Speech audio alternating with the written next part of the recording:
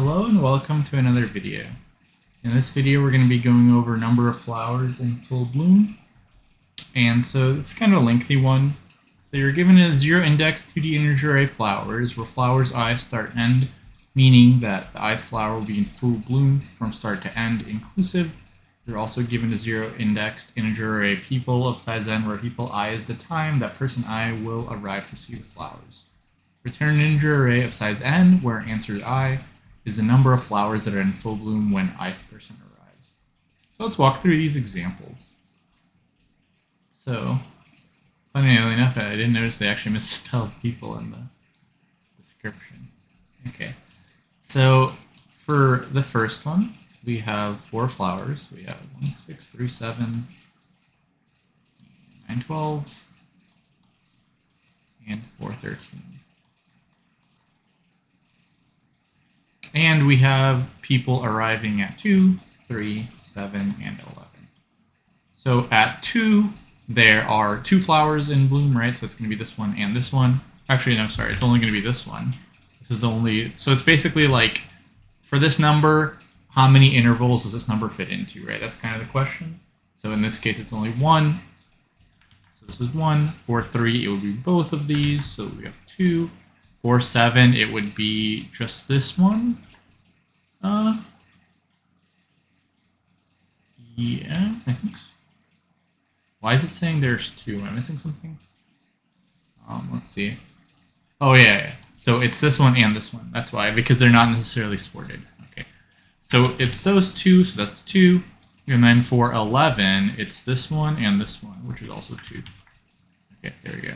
It's like, am I missing something? I was not. Okay, now in the second example, this one's going to be, I'm not going to draw out the array, we'll just go over it, right? So for the first person, once again, funnily enough, it was misspelled. So for this person, he can see both of them, so we have 2. For this person, they can see both of them, so we have 2. And then for this person, they can only see this one, so we have 1.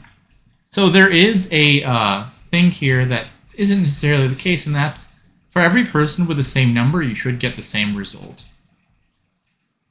But let's kind of figure out how we'd want to do this. And this does get kind of tricky, and I actually thought of like a bunch of different things I wanted to do.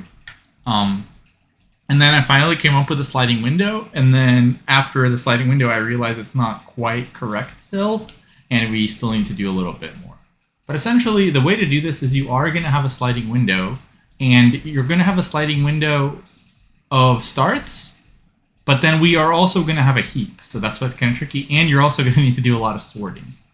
But essentially the idea is, if one flower is out of range for one person and our people are in order, so let's say our people are like all in order, if one flower is out of range, like if one flower is out of bloom, like let's just go through these flowers, let's say these people are in order, right? So for person 2, nothing's out of range, but let's say for person 7, these are already, or this one at least, is already bloomed, right? And it's already done. Meaning that for every person past 7, the one that we've already looked at, this one, is never going to bloom again, right? That makes sense. If the flower is done blooming, it can't possibly bloom. So essentially what we need to do is we need to actually sort our flowers and sort our people, and our basic algorithm is going to be something like this. We're going to, for each person, add flowers that started blooming before that person arrived. And then, right, so we're going to have some flowers that are already blooming, and then when we update the person, we're going to check, like, are there any more that started blooming before that person arrived? And then we also need to remove the flowers that stopped blooming, and this part's kind of tricky. Blooming before the person arrived. So it's like not exactly a sliding window, but kind of, and I'll kind of explain what I mean. So essentially, let's just sort, or let's actually get a bunch of numbers, right? So let's just get a bunch of numbers and let's have them sorted. So essentially, we're going to have some flowers, we're going to sort those, like that part's pretty straightforward, because the order of the flowers doesn't really matter, right? Like we're allowed to sort them, it's not going to affect anything, we just need to see how many are blooming. So let's just get a bunch of flowers here and let's go from there. So So let's say we have like, and we are going to have an important thing here. So let's say this one actually starts at 1 and ends at like 80. And I'll show you why this gets a little bit tricky.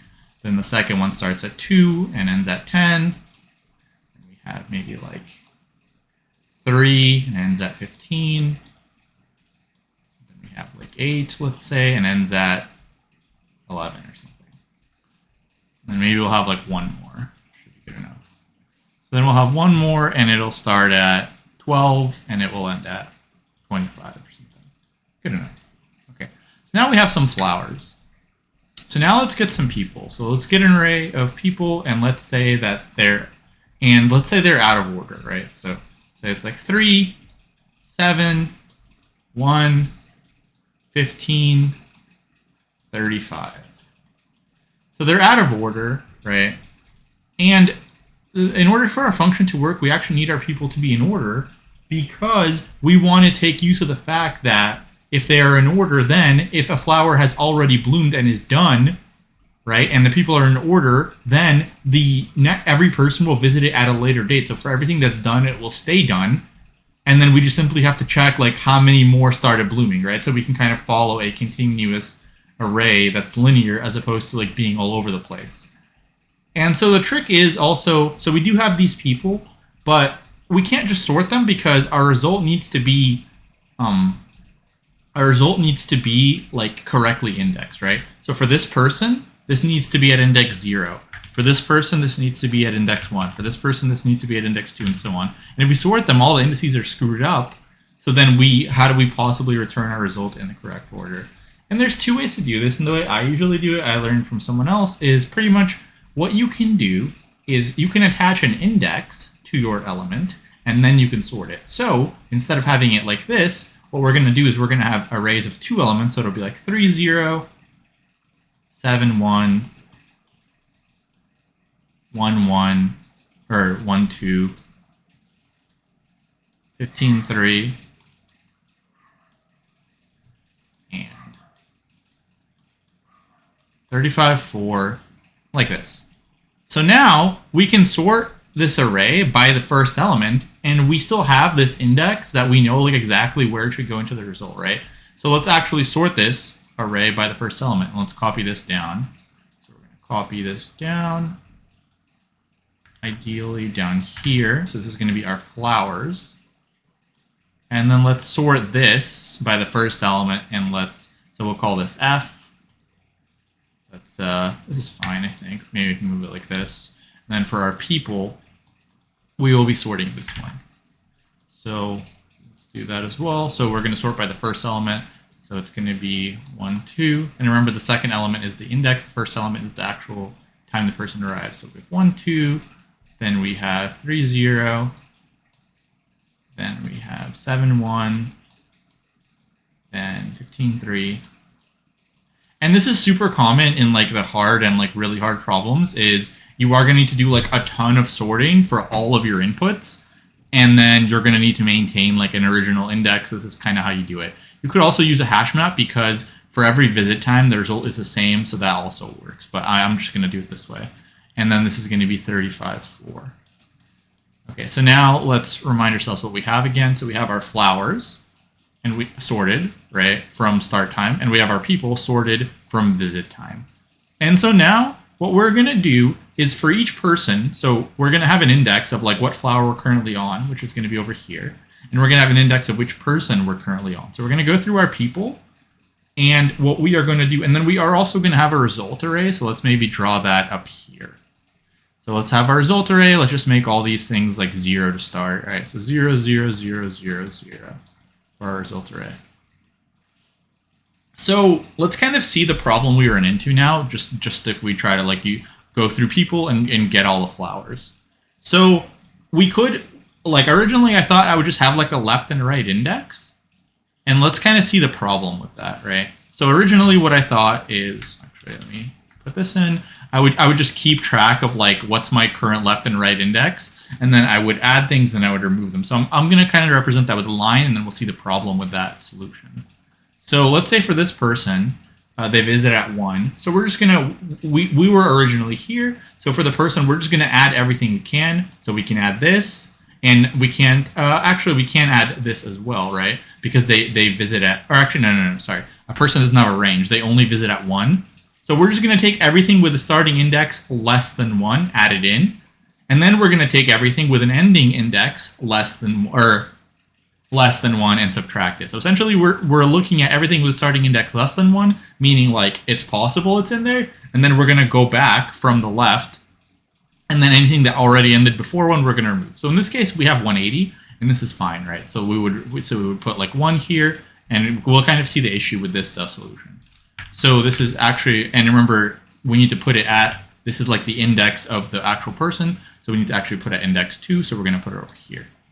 Okay, now for the next person, we're going to have 3, 0. So we're going to add everything we can. So 3, meaning the person starts at 3. So this started and this started, right? Now this is like our current array. And we need to see like what we need to get rid of. Well, and my original solution was just like, okay, well, the first element that we're just going to keep removing from the left until we can't remove anymore, right? And let's kind of see the issue with that. So right now, we're going to try to remove from the left, but we don't need to because 3 is in range. Right, so we don't need to do anything here, so we can actually do this, and we're going to write 3 at index 3. So totally fine. Okay, now for the next number, 7, 1, we're going to see, can we add anything else? No, because 7 is less than 8, so this one hasn't started yet. And do we need to remove anything from the left? No, we don't. So we're going to have 3 again here, which is actually correct, right? Like these are all actually in range still, so this is still fine.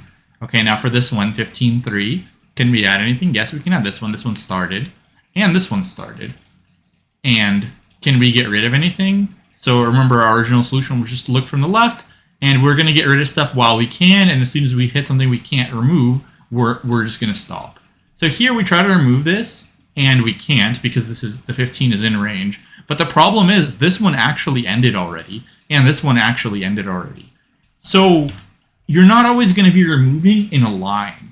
Right? It can't be like quite a sliding window where you're just adding to the right and removing from the left. You might actually be removing things that are like way down the road. And to actually check for this, if you did like a brute force check, it would be for every single person, you would have to go through all of your elements that are in here and then figure out like what to delete. And then you're going to have a bunch of gaps. So essentially this is going to be like an n squared solution, which is going to be pretty inefficient. So we need to find a way to do this better. Right? Where like we can't just be like, oh, we can't remove the left, so we're done, because these should be out of range. So the way we're going to solve this, instead of using a sliding window, we're actually going to use a heap. And I actually thought of this one reasonably fast, so I was pretty proud of myself there. So what we're going to do is we're going to have a heap, and for every person that is, like for every flower that bloomed, we're still going to do the same thing. But now what we're going to do is for every flower that started blooming, we're going to put its end into a heap. That way, we're going to have the end of like the time of when the flower ends blooming in a min heap, and then the times are going to be sorted from the smallest to the biggest. So then whatever number we're on, we could just say like, okay, did the first one stop blooming yet? No. Well, if the first one didn't, then obviously the rest won't, right? Because let's say we visit at time 7, and our min heap is like 8, 11, 15, 20, and so on. So if we check, like, did this one stop blooming yet? No. Obviously, everything above it didn't, because all of these are greater because it's a min heap. So that's how we're going to solve our solution of we can't like shorten our sliding window linearly. We're going to use a heap. So now let's add this heap, min heap, and now let's kind of walk through this one more time.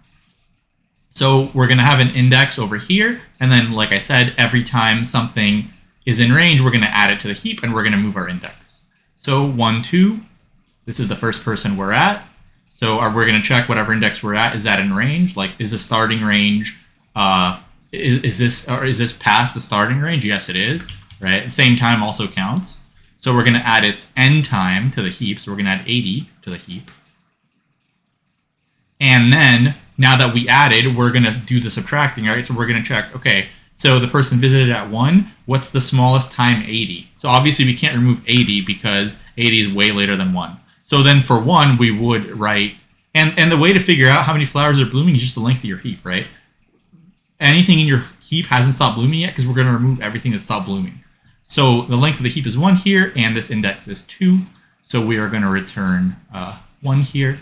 Now we're going to go to the next flower. We're going to say, oh, by the way, so once we put this into the heap, we move this up, right? So when we move this up, we also check for this one too. Did this one start yet? It didn't start. It starts at 2. So now we're going to be at this person. We're going to the next person, and we're going to add as many flowers as we can. So this one, this start time is before this visit time. So we're going to add this 10 to the heap. So 10 is going to, it's a min heap, so 10 is going to be in the left. Then we're going to move this up over here. And did this one start? Yes, it did, right? Same time. So we're going to add 15 to the heap. So 15 doesn't really matter because it's a min heap. It doesn't have to be completely sorted, right? Just a small element has to be on the left. So this is in the heap. Now we will check this element over here. Did this one start? No, it didn't, because this one starts at 8 and we're only at 3. Then we're going to see if we can remove anything. So the first flower that stops blooming stops at 10, and we're only at 3. So none of these stop blooming yet. So here we should be returning 3, right? And this is at index 0, so we're going to update this to be 3. Then we're going to go to the next, and we're going to check, is this flower that we're currently on started?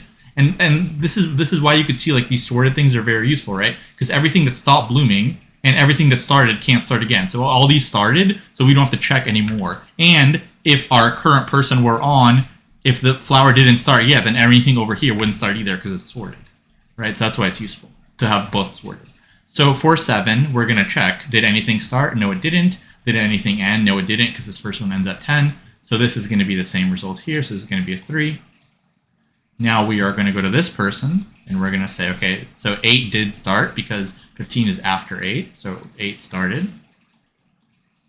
So we're going to add this end time 11. And like I said, it's not completely sorted, so it's just going to be added at a random spot. Then we're going to go to the next flower, and we're going to say, did 12 start? Yes, it did, because 15 is greater than 12. Ends at 25. We'll just put a 25 over here or something. Doesn't really matter. And now there are no more flowers to add, so this will be out of bounds. So now we can't add anything, but we will still try to be removing. So for this 15, we're going to say, okay, is there anything that ended? Well, 10 ended, because it's already 15, right? So 10 ended. Now what's our min element? 11. So 11 also ended. Then what's our min element? 15. So if the time is the same, it still counts as blooming. So here, this one didn't end.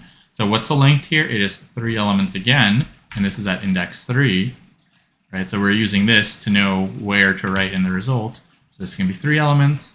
Then over here, we're going to try to add something, but there's nothing left to add. Now we're going to remove everything that stopped. So this is 35, so 15 stopped. That's going to be our min element. Now 25 is going to be our min element. That stopped also. So now we have 1 flower left, and finally here, this is at index 4, so we would return 4. So that's kind of our solution, and that's how you do it. So just to remind yourselves again, I know there was a lot here. So essentially, what you need to do is you need to sort the flowers. You need to add an index to the people, to the second element, so you know after they're sorted where the answers need to go. And then you are essentially going through every person, and for every person, you try to add as many flowers as possible, right? Anything that started before the person visited, you add, and then anything that ended before the person visited, you remove, and then finally the length of your heap during the person's visit is how many flowers are currently blooming. Okay, so now we're going to code it up. Full screen. Okay, so we're going to sort the flowers. Then we are going to create a new array of sorted people, and it's going to be a sorted array. And we're going to do a list comprehension where we're going to take people, I, and I. You could do an enumerate as well for I in range length people. Essentially, for every person, we're going to take the value and then the index. That way we want the value to be first. That way when we sort, it's going to be sorted by the first value. You could do it the other way and put in like a custom sorter if you wanted to, but this is fine too. Now for our result, we're just going to make a new array of length people. We can initialize it to whatever we want. We can make it none if we want. People. And now we're going to make our current flower that we're on. So maybe we can say like cur or something. And we're going to make a heap. So that's all the data structures we need. Now we're going to go through our people. So for I in range length of sorted people, or people, either one, people, let's say, same length. So we're going to take a person and we're going to take an index, and that's going to be sorted people I, right? So the first element is the person, and then the second element is where in the result we're writing to. And then we're going to say while flower is less than length flowers, like while we can still while we can still take it, essentially, right? And the person is greater than or equal to flowers flower 0. So remember, flowers flower is start and end. So flowers flower 0 is the start. So basically, if the person visits after it started blooming, we're going to add it to the heap. So we're going to add it to the heap. Now you can, if you wanted to, maybe this will be a little bit more efficient. You could have another check. I guess we could do that, right? So we could have another check right here straight away. Like if the flower already ended blooming, let's not even bother adding it. So I guess we could do that if we really want. So we could say like and person is less than or equal to, yeah, the end date. Because if it started and ended, we don't really need to add it. So this is fine too. I believe this should work, but not necessary. So we're going to heap push onto the heap flowers flower 1. We're going to push the end index. Right, so we're basically saying here, if it started and ended, we don't need to bother adding it to the heap. We're only going to add if it just started. So we're going to add it, and we are going to go to the next flower. So actually, there is a problem here. So we need to have an if statement because we still want to go to the next flower. So we're going to essentially add this.